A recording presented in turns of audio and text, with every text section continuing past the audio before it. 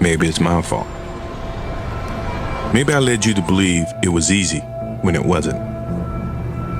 Maybe I made you think my highlights started at the free throw line and not in the gym. Maybe I made you think that every shot I took was a game winner. That my game was built on flash and not fire. Maybe it's my fault that you didn't see that failure gave me strength, that my pain was my motivation. Maybe I led you to believe that basketball was a God-given gift and not something I worked for every single day of my life. Maybe I destroyed the game.